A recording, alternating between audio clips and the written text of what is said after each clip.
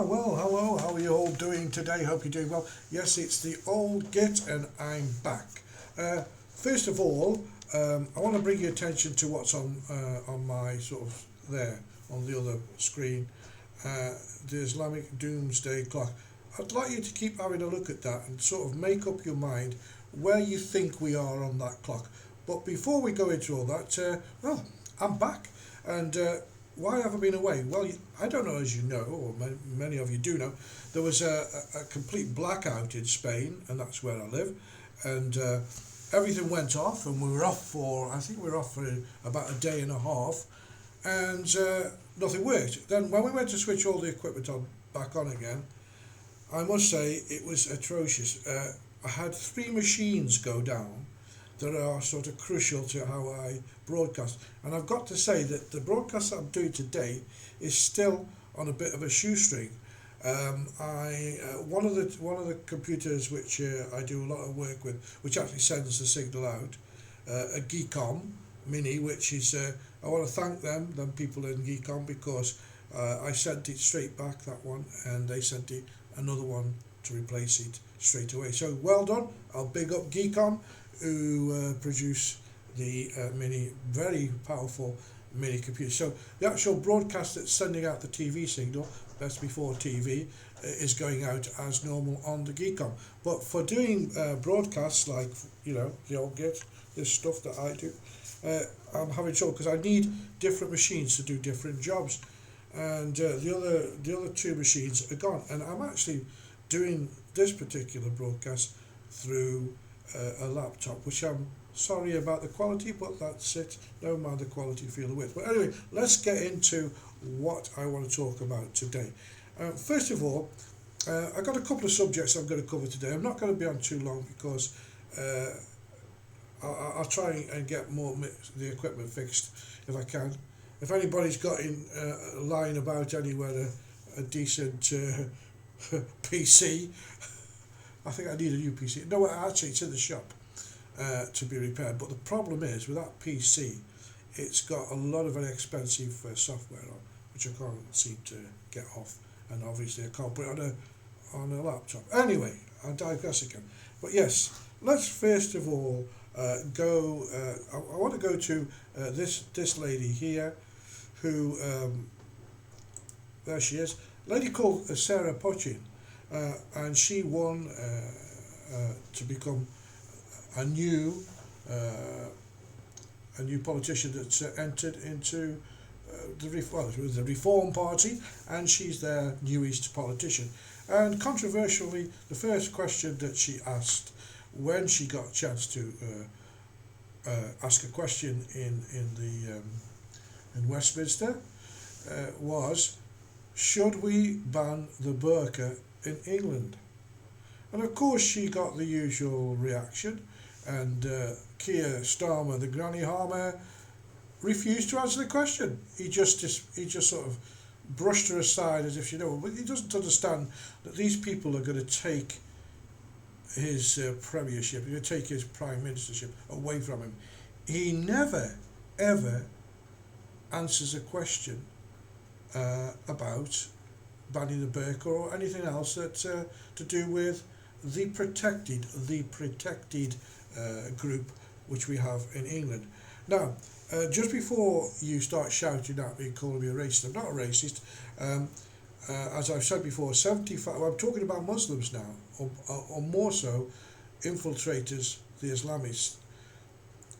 Muslims, 75% of Muslims in the total world just want to get on with their lives and enjoy what they do and follow their religion in the way they did, but it's not being allowed. And this is the problem. This is the big problem for the UK and for the entirety of Europe. Now, if you think about the amount of Muslims we have and where we have them, they have formed into little sort of enclaves of their own. And we're going to tell you something interesting about that in a minute or two. And when they came, obviously you can understand stay in the area where people speak your language until you get the language, of the country you've entered, like in France or Germany or UK, and then you can speak their language and then you can integrate a bit more. But just after these nice people started to come into the country, what happened? The radicals came in. The priests who preach Islamist culture. Oh, they put this fear of God into them. If you don't do what we say, we'll make sure you don't go to heaven. They indoctrinate the young kids. They make them feel as if they're not getting what they should be getting from the host country. They do all sorts of things to make these people fall into line. In actual fact, I've heard recently that in certain, I call them enclaves now because they're not part of Britain. They're really not. And I'll tell you another reason. I will come on to that. Anyway, these enclaves, they are now persuading more and more women to start wearing the burqa, i.e., should it be banned? Yes, it should. It's devices, and I think it's bad for women. Now, let's link this to what's going on in Garza. Now, first of all, let me just play you a little clip that sort of explains what I'm going to be talking about, and that is this. And as I say, keep looking at the clock of doom there.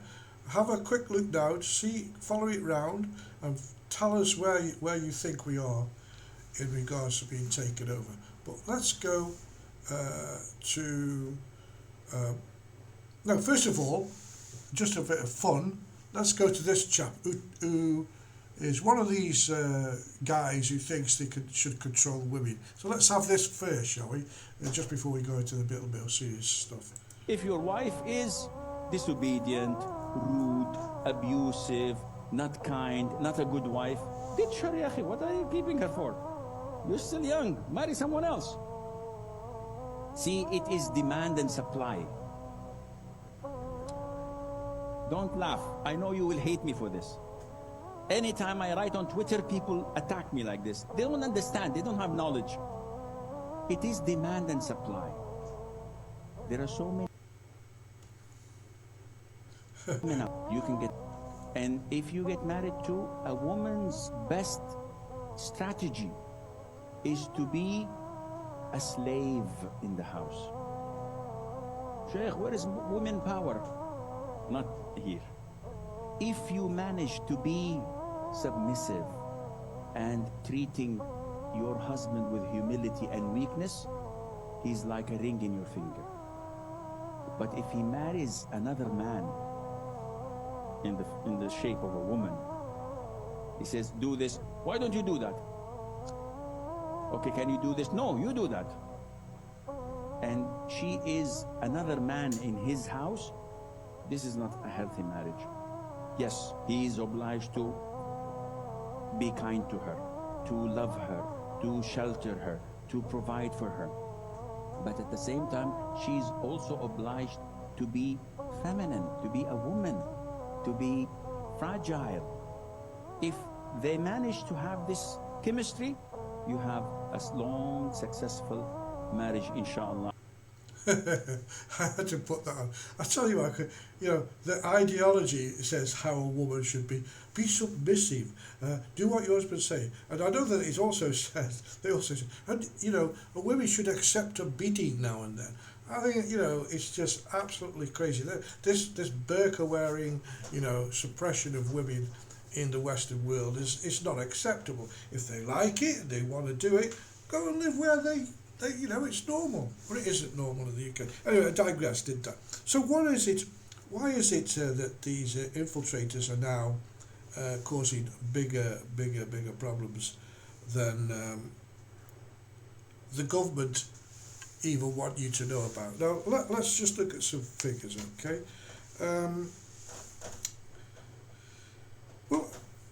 Let's first look at how big is Garza, first of all. It's 25 miles long, and 141 square miles. So that makes it 1/4, the Garza Strip, 1/4 of the size of London. And exactly, this is funny, exactly the same size of Bradford. Now, don't take my word for it. Have a listen to this. Here's how big Gaza is compared to major cities around the world.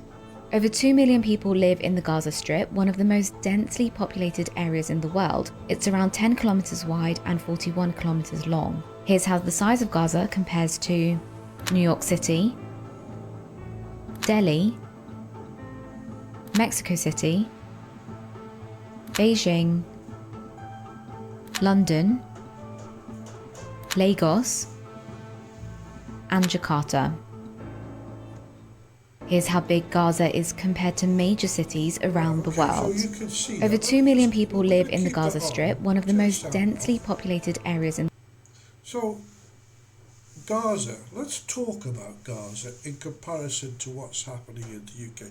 As I said, or as she said as well, that the Gaza, let's refer to England, is 25 miles long by 141 square miles. It's that sort of size. A quarter of the size of London. Exactly the same size as Bradford. Okay, more closely. In London right now, as far as the latest figures I got, that there was only 35% of white people living in London now, or the indigenous population that was, and the rest has been taken over by various religions, one being Islam.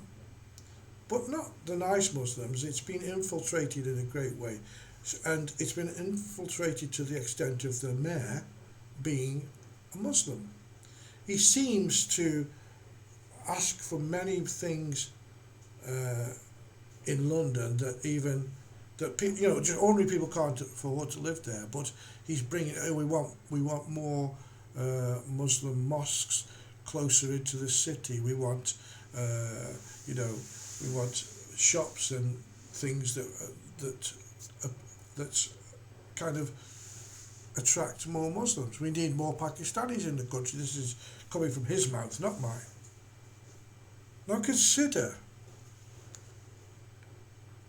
the amount of people that are coming into the country illegally and legally, and many of them follow that religion, and many of them don't conform. In fact, downright hate Western society, but they still come. And obviously, for me, it's a fifth column army. We've already got them using fear and stabbings and attacks and rapes. Again, look at the doomsday clock. You'll see that it's already there. This is their MO. This is what they do to take over. How long will it be before London is, Angela Rayner, who's stupid as far as I'm concerned, turns out and says things like, "We will rebuild Gaza." They're already building it in London. You don't think that they couldn't take over London? Oh no, they've got everything there. They've got a Lord Mayor that, will make sure everything he does is more for them. He keeps saying, "We represent all London as well." It's absolute tosh. He doesn't, and we have a government that are weak-minded. I mean, Stasi Starmer, for me, is a complete waste of time. He refuses to answer questions. He's giving away the country's assets, the Chagos Islands. He's doing deals behind everybody's back. And he said, I've got a mandate to do what I like because I got voted in a majority of blah, blah. No, you didn't. Us idiot people didn't vote because we're disenchanted with politicians. And you got in with 30 or 36% of the vote, because that's all the amount of people who voted. So that leaves quite a lot of people who didn't vote who don't like you. And now a lot of people who voted for you don't like you either, because you're making a pig's ear out of the UK. I can have a little rant today because this video is the first one back. And so much is going through my mind that's gone on. They've just arrested these, or just sent to prison or convicted 7 more Pakistani men just today or yesterday for grooming gangs. And then if you say, oh, well, white people groom kids, no, yeah, I suppose they do, but it's prolific in that culture. Why? We don't need that here. So, there's a lot going on, and I can't fit it all into one. Let's just keep to this thing of, I think that the enclaves like Bradford and London, Leeds, Birmingham, where there's a high population of Muslims, will become independent. Only look at the politicians that are in government now that were voted in on the Palestine issue. Free Palestine, they got voted in. Look at the politicians, the Muslim politicians that are in government now, who are asking for let's have cousin marriages. No. What else? There's other things. There's too many. It's got on my mind. There's one particular guy. Cousin marriages. They want to build an airport in Mirpur in Pakistan so that people can come here quicker. Now, I don't hear all this going on from people who come from the same continent, like from Indian people, or Hindus or Sikhs, peaceful people, fit into society, intermarry. They like a drink. But they still follow their religion. There's no radicals behind them, but I'm afraid in Islam the radicals are now infiltrating the nice people. Infiltrating the people who are nice Muslims are too afraid to not conform. So we're going to end up with little Gazas all over the UK. And we're only a little island anyway. And it's going to get worse, and it's going to get worse. And they're already holding Sharia courts in their little enclaves and making decisions about things which are illegal. There's only one law, the law of the land and the law of Britain, but they're flaunting that and pushing their own law. Now, as I said, I'm not going to stay on long today because I'll probably start rambling on and on and on. And I don't really want to do that. I'd rather be more constructive in what I've got to say. But you do understand that things are rapidly going, more rapidly than anybody thinks, towards a division. First of all, division in the country, enclaves, little Gazas. And it's not stupid because, come on, the people who in Bradford already, it's probably got one of the highest, I think it's one of the highest Pakistani communities or Muslim communities. They're not all bad, as I keep saying, but they are infiltrating, they're conforming to the Islamists who are hell-bent on turning the whole world into, it's either convert or get hurt. They just don't want the Western civilization to survive, and they're doing a good job in Europe of destroying it, all over Europe. Okay, so I think what should be done with all the illegal people, especially who are coming in, who I think are a fifth column army, they're there. They hate us. They're only there to take what they can, and then they make you conform to their way of life. So, I'll stop rambling. Just want to touch on something else which may have a little connection with this, and that is, I am so glad for this man. Donald Trump, for me, whether you love him or hate him, is shaking the world right now. He's absolutely shaking the world.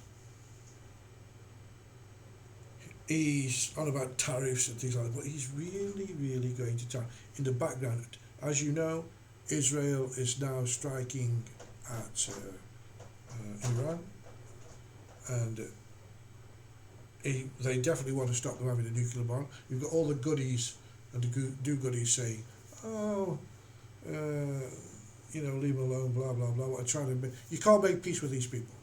And the people in Saudi Arabia, Dubai, Oman, and all these countries are peaceful countries, have even got some of their sheikhs telling the West, these people you don't want in your country. These people won't be supported by them at all. Egypt is next door to Gaza. They will not take one refugee. Why? Because there's no hope for people who are so indoctrinated, so Islamified that they can never change. I'm going to tell you a little story. I have a good friend, Farouk. And he explained to me how they indoctrinate the children at a very young age. He's from Iran, okay. He was born in Iran. He actually lives in the UK now. He said the National Guard, or whatever they call themselves, used to come into the schools, and he was 5-6 years old in the little school that they go to, and they bring in 2 bodies, and this is absolutely true because this is from the horse's mouth, into the school. And they take the sheet off the first body, and it's a child, obviously, their age that they're looking at, serene. He's dead, and he's lying there. And he looks so peaceful. And the guy said, look at this boy. Look at this boy. Or girl, or whatever, I don't know. He said, look at this. He served Islam. And look, he's gone to heaven, and he's happy and content. Look at him. Look. And of course, children at that age, yeah, they're impressionable. Oh, yes, he does look quiet and sweet. And then they put the sheet back, and they take the sheet off, the second one, and it's a mangled child. And I mean, the way he described it, I don't want to describe it to you until you go into the details. And he said it's the most scary thing that he still remembers. How they said, see this boy? He didn't serve Islam. He subjected himself to the way of the infidel, to the non-believer. And look at him. He listened to music. He read their literature. And in the Quran we have to destroy the devil, the demon, the kafir as they call him, because this will happen to all our children if we don't. Consider that and put yourself in the place of a 6-year-old child, facing up to that.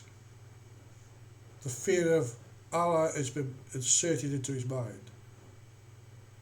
Now, my friend who told me that, when he told me, I was quite surprised. I didn't think they would indoctrinate children quite so young, but they are.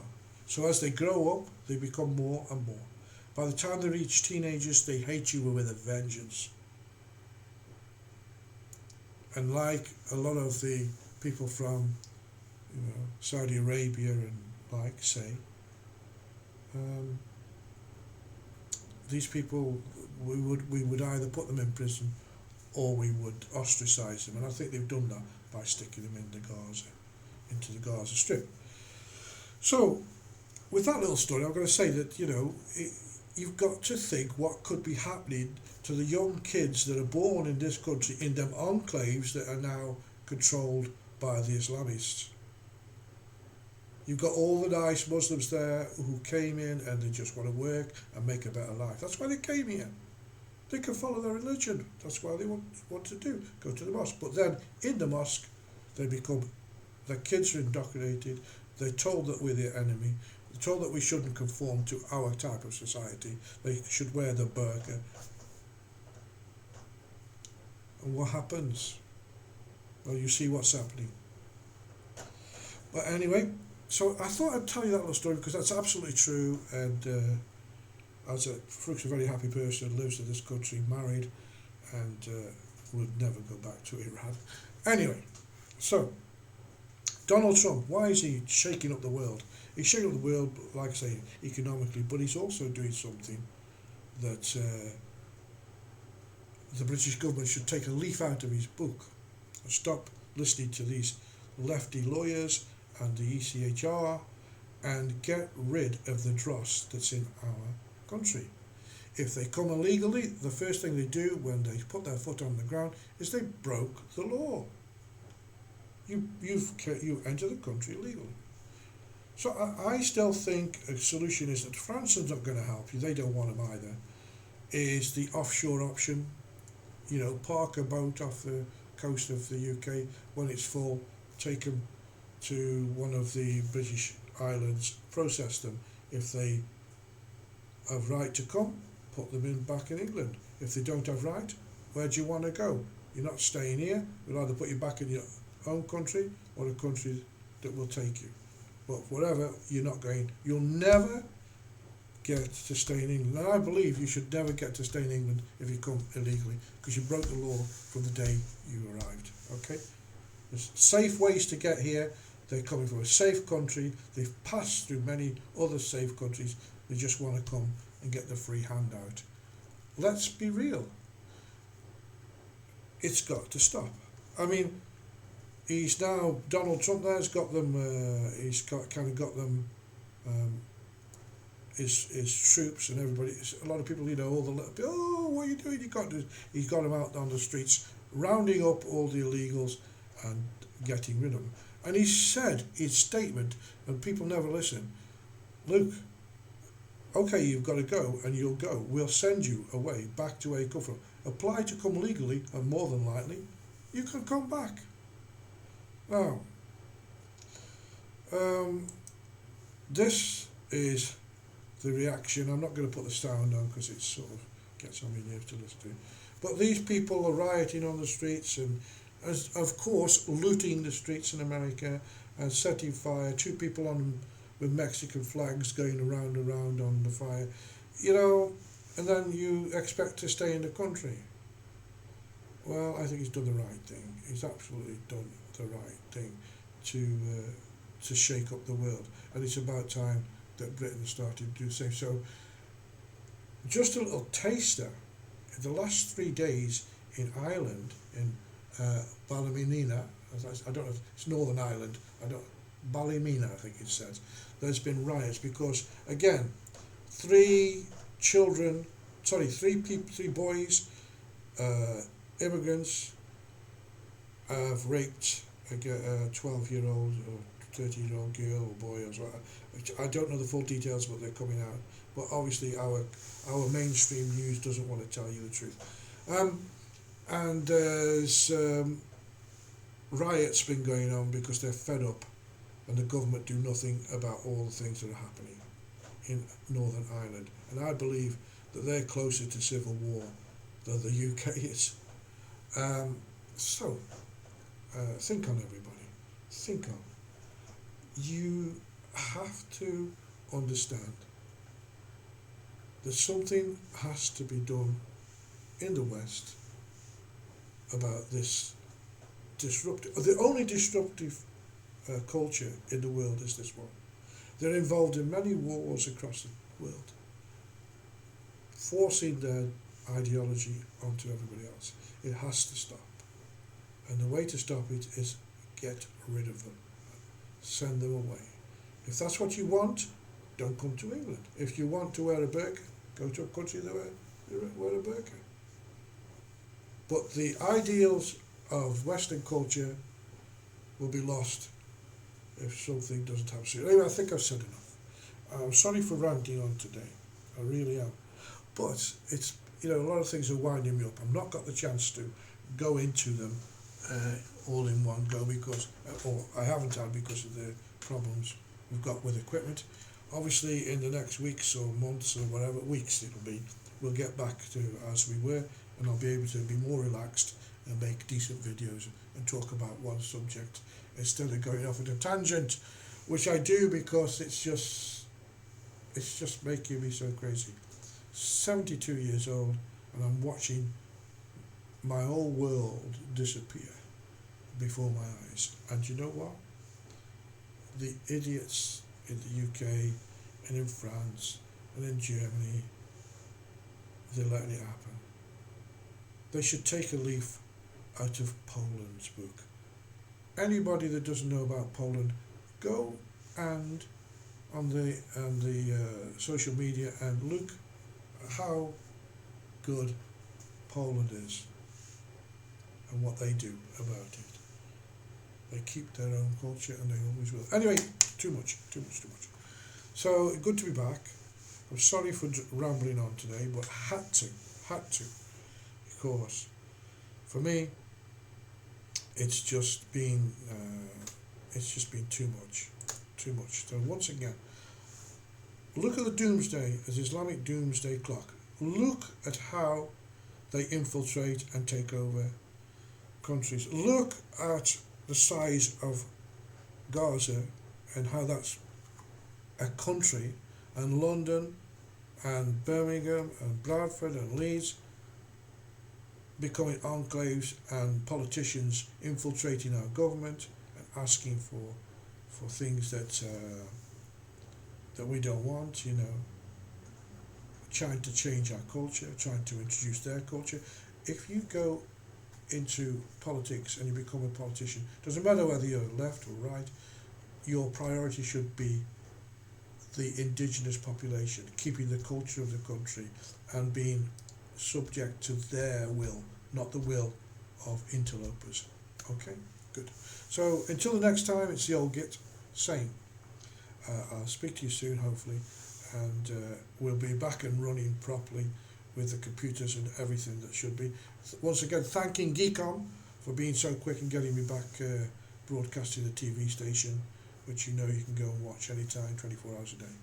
Until next time, have a great day, have a great week, and stay safe.